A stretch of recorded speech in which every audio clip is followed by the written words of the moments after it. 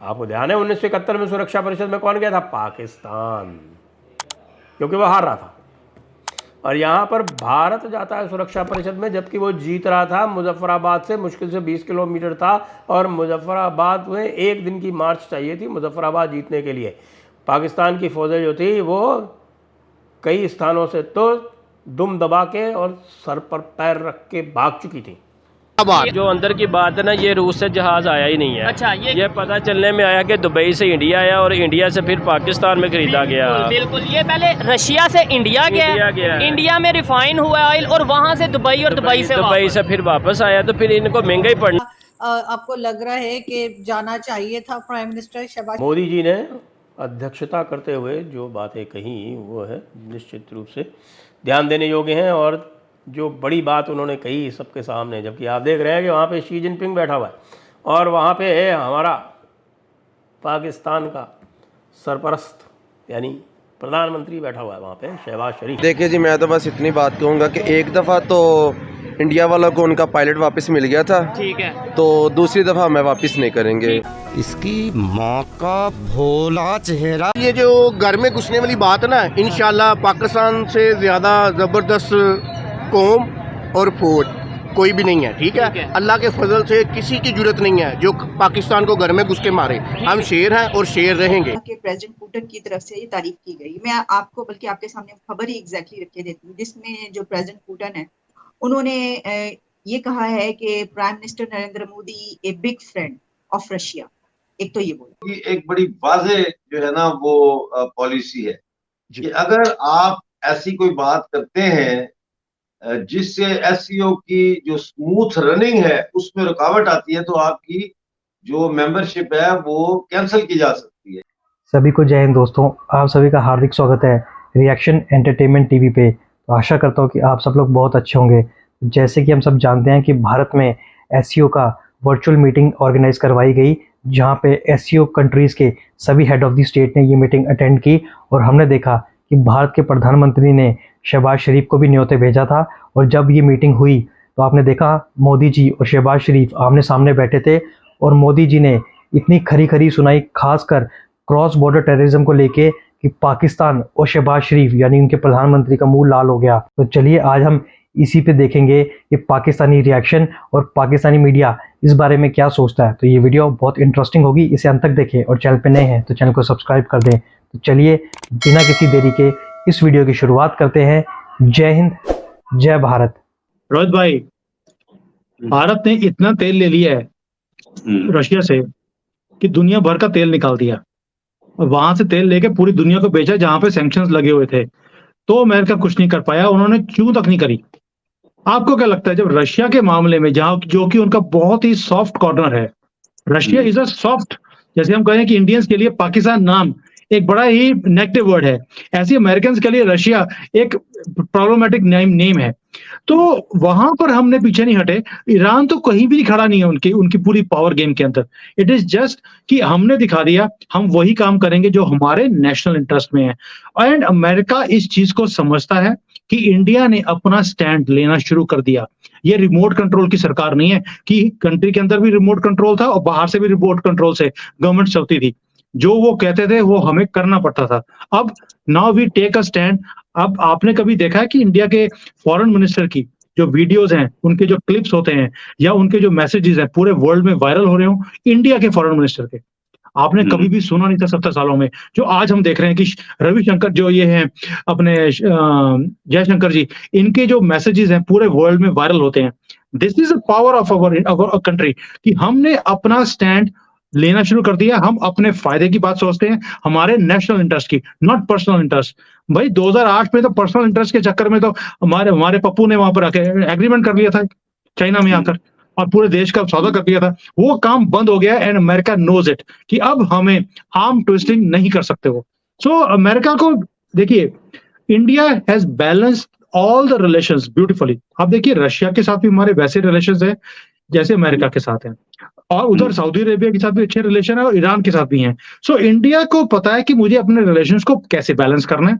हम पाकिस्तान की तरह नहीं है, कभी झूल जाते वो जैसे है ना वो होती है पिंगे डालना, पंजाबी बोलते हैं पिंगे डालना, कभी इधर चले गए तो कभी उधर चले गए।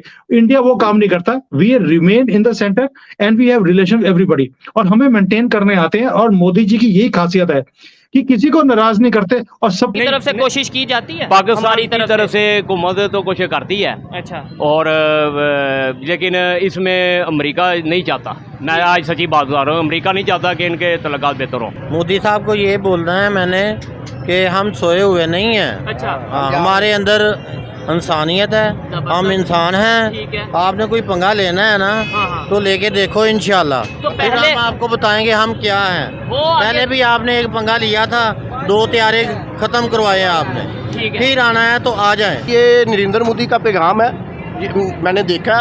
उन्होंने बोला पाकिस्तान से लड़ने की कोई ज़रूरत ही नहीं है, वो महंगाई में डूबे हुए हैं। उन्होंने खुद ब खुद आप जानते हैं शहबाज शरीफ और पाकिस्तान वगैरह की इनकी आजकल क्या है, इनकी औकात है, इनकी क्या है हिसाब किताब है। तो प्रधानमंत्री मोदी ने बिल्कुल साफ शब्दों में ये कहा कि क्रॉस बॉर्डर टेररिज्म यानी कि सीमा पार आतंकवाद का सभ्य देशों के किसी भी संस्था में, सभ्य देशों के किसी भी ग्रुप में कोई स्थान नहीं है, और इसको पूरी तरह से इसकी निंदा की जानी चाहिए, इसकी मजम्मत की जानी चाहिए। और जिन लोगों ने ये कार्य कर रखा है उनका किसी भी तरह से समर्थन नहीं किया जाना चाहिए। अब ये जो समर्थन नहीं किया जाना चाहिए जो है, ये सीधे सीधे शी जिनपिंग पर केंद्रित था। और ये भी कहा कि इसमें किसी भी तरह के डबल स्टैंडर्ड नहीं होने चाहिए। ये डबल स्टैंडर्ड वाला मामला भी चीन पर केंद्रित था, क्योंकि चीन जो है वो लगातार पाकिस्तान को सलामती काउंसिल, जिसको हमारे पाकिस्तान वाले पाकिस्तानी लोग कहते हैं ना, सुरक्षा परिषद या सिक्योरिटी काउंसिल, वहाँ पर बचाता रहता है। और वहाँ पर उनके जो छोटे मोटे साजिद मीर जैसे जो उनके टेररिस्ट हैं, उनके ऊपर उनको ग्लोबल टेररिस्ट डिक्लेयर करने से बचाता रहता है। तो ये साफ साफ कह दिया आज प्रधानमंत्री ने इस ग्लोबल फोरम में।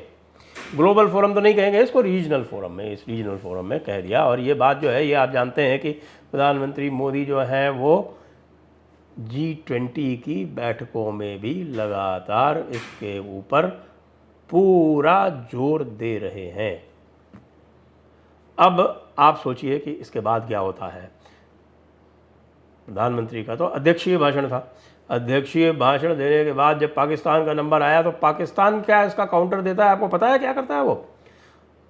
पाकिस्तान भारत का बिना नाम लिए हुए कहता है कि भाई जो है हम लोगों को सलामती काउंसिल के जो रेजोल्यूशंस हैं उनके से इत्तेफाक रखना चाहिए, यानी कि जो सिक्योरिटी काउंसिल का जो रेजोल्यूशन नंबर 46 है जम्मू और कश्मीर के बारे में, जो एक तरह से जिसको हम कह सकते हैं कि वो अबेट हो चुका है, क्योंकि अब वो संयुक्त राष्ट्र के जो डिस्प्यूटेड मामले हैं उस संज्ञा में नहीं आता और उसको लिस्ट भी नहीं किया जाता। देखिए, इम्पोर्टेंट मीटिंग है, इसमें तो कोई शक नहीं है कि पाकिस्तान एससीओ का मेंबर है और बड़े कम मल्टीलैटरल फोरम रह गए हैं जहां पे पाकिस्तान मेंबर है। नॉर्मली जो पाकिस्तान की पोजीशन है कि हम वो एक आइसोलेटेड मोड में है, मल्टीलैटरल फोरम्स में हम उस तरह नहीं है जिस तरह हमें होना चाहिए। और कौन सा बड़ा ऐसा फोरम है? एक एससीओ है, G77 है, OIC है, और ऐसी कोई जगह नहीं है जहाँ पे हम किसी बड़े ग्रुपिंग का हिस्सा हों। ईरान, टर्की, पाकिस्तान एक ग्रुपिंग है छोटी सी, तो कोई उस तरह की ये आगे जो मल्टीलैटरल प्लेटफॉर्म्स हैं ये basically they are the future. और ये एक वाहिद ऐसा प्लेटफॉर्म है जो that is considered as a this is Russia China का एक ऐसा प्लेटफॉर्म है जिनको उन्होंने लीड किया, that is anti west consider किया जाता है। इसीलिए बहुत सारे लोगों का कहना ये है कि प्राइम मिनिस्टर मोदी ने he didn't want to give an optics के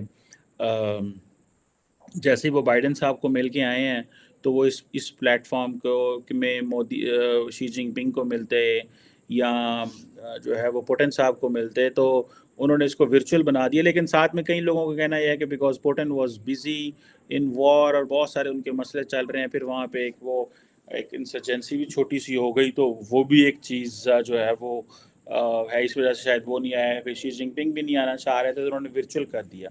लेकिन अगर इन पर्सन होती तो बड़ा फ़ायदा होता। बायलैटरल मीटिंग्स होती हैं, फिर साइडलाइंस पे मीटिंग होती हैं, जैसे क्या नाम है हमारे फॉरेन मिनिस्टर साहब गए हुए थे। तो भारत और पाकिस्तान की बात करें तो वही बात थी। इंडिया ने अभी जब अमेरिका में थे प्राइम मिनिस्टर मोदी, तो उन्होंने वहाँ पे कहा जनाब के पाकिस्तान तो, और उन्होंने they made the White House agree on that statement कि जी Pakistan sponsors terrorism, cross border terrorism, so and so. इधर पे भी उन्होंने कहा जी कुछ ममालिक जो हैं वो स्पॉन्सर करते हैं। आगे से पाकिस्तान ने भी जवाब दे दिया कि आप लोगों ने क्या ये रखा हुआ है, हम तो अमेरिका को भी मिलते हैं, हम जापानीज़ को भी मिलते हैं। अभी देखें ना, बिलावल जापान गया हुआ है तो जापानीज़ प्राइम मिनिस्टर खुद मिले हैं उन्हें, एक 1-on-1 मीटिंग उनसे इन्होंने की है। हालांकि जापान अगर वो ना भी मिलते prime minister foreign minister Bilawal से तो क्या था, बिकॉज उनके काउंटर पार्ट तो उनको मिल चुके थे और उनको साथ बिठाया आपने, उसको एज ए डेलीगेशन के तौर पे भी मिल सकते थे, लेकिन उनको साथ बिठाया, बात की। तो पाकिस्तान ये कहता है कि ये इंडिया का एक सेल्फ स्टाइल्ड किस्म का पाकिस्तान के ऊपर ऑन डिप्लोमेटिक ऑन स्लॉट है जो ये चलता रहता है, और इंडिया जो है वो अपनी पाकिस्तान में कार्रवाइयों में शामिल है, इंडिया कह रहा है पाकिस्तान शामिल है। तो ये एक बस वो चल रहा है। सो बायलैटरली भी रहा है, लेकिन मल्टीलैटरली इसमें मुझे ऐसे लग रहा है कि एससीओ से कोई इतनी लंबी चौड़ी उम्मीदें नहीं होनी चाहिए। उसकी वजह यह है कि there are many analyst and there many people who believe कि इंडिया जो है वो एज ए स्पॉइलर का रोल भी प्ले कर सकता है इसमें। द रीजन बिहाइंड इज के वो इसलिए स्पॉइलर का रोल प्ले कर सकता है, द रीज़न बिहाइंड इज के इंडिया जो है वो दे डोंट बाय चाइनीज़ और Russian perspective on so many things. So लेकिन India itself is so much important that it can not be ignored as well, कि आप इसको इग्नोर भी नहीं कर सकते, बिकॉज चाइनीज़ बायलैटरल ट्रेड भी अच्छी है, रशिया का भी मेन पार्टनर है, और रशिया चाइना जो है इंडिया इसका एडवांटेज भी लेता है एससीओ का, to show it to the west के देखो हम G7 में भी इनवाइट किए जाते हैं अभी, और हम वेस्टर्न ग्रुपिंग्स में भी हैं और हम इस ग्रुप में।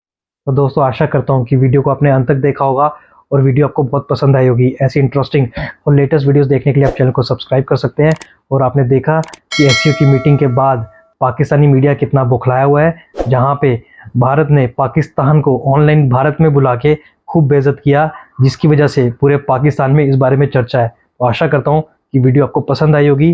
अगर आपको वीडियो अच्छी लगी तो इसे लाइक और शेयर ज़रूर कर दें और अपने विचार कमेंट सेक्शन में लिखकर ज़रूर बताएं। हमें आपके कमेंट्स का इंतज़ार रहेगा। तो चलिए अगली वीडियो में फिर मिलेंगे, तब तक आप अपना ध्यान रखिए। जय हिंद, जय भारत।